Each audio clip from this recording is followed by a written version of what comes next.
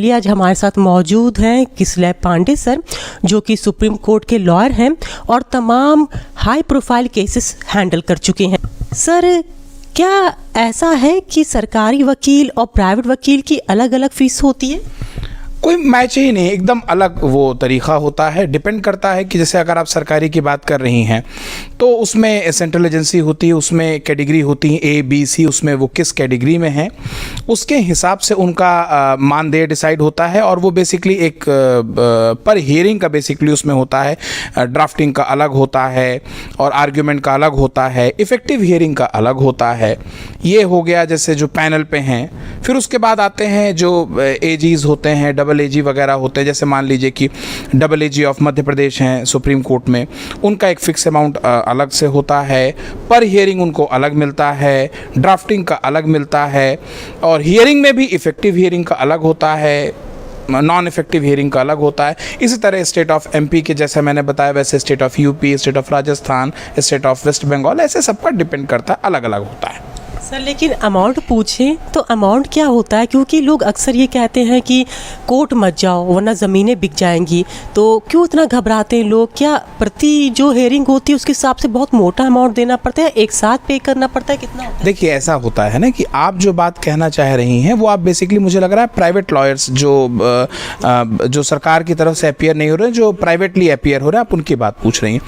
Private में भी categories होती हैं। जैसे कोई अगर मान लीजिए कि जो नॉन डेजिग्नेटेड सीनियर्स हैं या सीनियर्स हैं, मसलन अगर हमने सीनियर्स की बात कर ली तो उसमें भी जैसे जो टॉप ब्रास कहे जाते हैं तो उनकी फ़ीस की कोई लिमिट होती नहीं। वो 25 लाख रुपए एक हियरिंग का लेते हैं, 30 लाख लेते हैं, 50-50 लाख तक भी ले लेते हैं। डिपेंड करता है कि उनके पास जो मैटर वो कितना सीवियर है। और फिर ड्राफ्टिंग का अलग लेते हैं, कई बार करोड़ों रुपए ड्राफ्टिंग के लिए चले जाते हैं। और इस पढ़ने का इन द सेंस कागजी का ड्राफ्टिंग का मतलब होता है जो पिटीशन सुप्रीम कोर्ट के सामने जाती है उसकी ड्राफ्टिंग होती है पूरी की पूरी। वो 25 पन्ने, 30 पन्ने, 100 पन्ने, 200 पन्ने, 300 पन्ने, डिपेंड करता है। या आप ड्राफ्ट करा के कहीं और से ला लिए तो और आपने साहब के सामने रखा, वकील साहब के सामने, तो उसको पढ़ने का अलग से लेंगे। अब इसमें इशू है कि इतना पैसा क्यों ले रहे हैं? क्योंकि मैडम उन्होंने अपने 25 साल, 30 साल, 40 साल इसी बात में खपाए हैं। उन्होंने वाकई दिन दिन रात रात जाग जाग के इसी की पढ़ाई की है, तो ऑब्वियसली वो डिज़र्व करते हैं।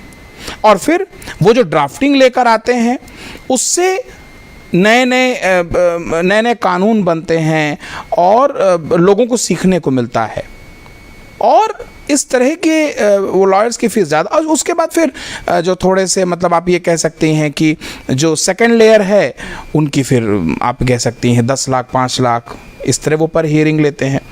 तो इसका कोई हार्ड एंड फास्ट रूल नहीं होता। ये डिपेंड करता है कि आप किनको अप्रोच कर रही हैं और वो किस तरह से आपके केस में लग रहे हैं। इस पे डिपेंड करता है कि आप पूरा उनको एंगेज कर लिया आपने, पर हियरिंग एंगेज किया आपने, इस तरह से डिपेंड करता है। लमसम आपने उनको एंगेज कर लिया, इस पे फीस निर्धारित होती है। सर, ये यानी सुप्रीम कोर्ट के जो वकील होते हैं, चाहे मैं अभी तो प्राइवेट की बात कर लेते हैं, तो प्राइवेट में कोई फिक्स अमाउंट नहीं है, यही डिपेंड करता है कि आप किसके पास जा रहे हैं। बिल्कुल, सुप्रीम कोर्ट में कोई फिक्स अमाउंट नहीं होता, किसी भी कोर्ट में कोई फिक्स अमाउंट नहीं होता है।